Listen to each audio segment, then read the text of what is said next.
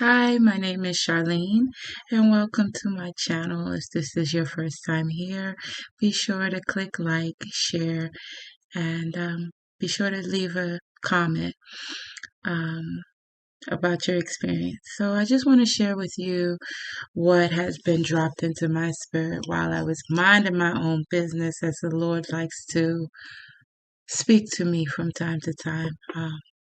I was out watering in my garden and I had recently, maybe 3 months ago, bought a raspberry bush, and I planted it, and I thought, oh, this is going to be perfect.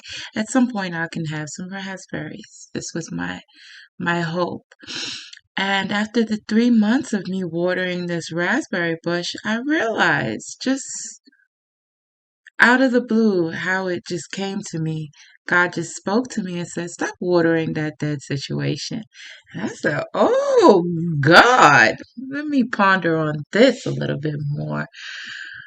Um, yeah, that bush was absolutely dead, y'all. I'm gonna insert a picture here so you can see that I took the time to water it, gave it fertilizer, miracle grow, did everything I could for this raspberry bush to nurture it in order for it to grow, and it was dead. And every morning I would steadily just give it water to see that the soil was drying out, give it water, give it some fertilizer, put that miracle grow in it, and absolutely dead.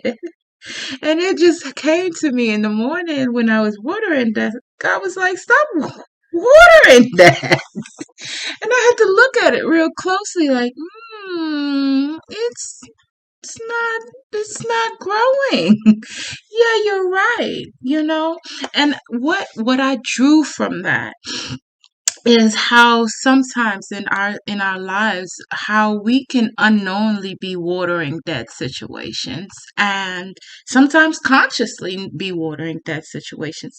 For me as an empath, what I did not realize in the past and in a lot of situations was I was not mindful of what was coming back in, of whether or not the situation was growing. I was not observant enough. I was not aware enough to monitor the situations that I was in, whether they be relationships, whether they be friendships, whether they be family relationships, whether it be work situations. I was not mindful enough to monitor. Is this growing? Am I just throwing my water upon a dead situation? I would do that a lot, to be honest. Let's talk. This real talk. I would do that. I got an example here. I had a coworker. Oh, I like this coworker. She was awesome to me. What I was thinking. She was awesome. And I was really into and still am into my teas, and I love to drink different assortments of teas. And so, I knew that she liked enjoyed tea, black tea, English tea, things of that nature. So when I was purchasing my own supply on Amazon, I would purchase her some. Did this for a couple of months. Anytime there was something going on at the office, whether we would have luncheons or, I would organize the luncheons, and I'll make sure I go grab her first. Like, I'm ready, the setup is ready, come get yourself a plate. Make sure that I took care of her, sewed into her spiritually, sent her um, encouraging messages or whatever would be dropped into my spirit about, whatever she was going through or whatever I knew about her situation. And if something was in alignment with that was speaking truth to something that she was experiencing, I would share that with her. But then one day, I just sat back and I said, she'll never do nothing for me. And this is how most of you, if you're an empath, you can relate. If you are an empathetic human being, you can relate. I love my empaths.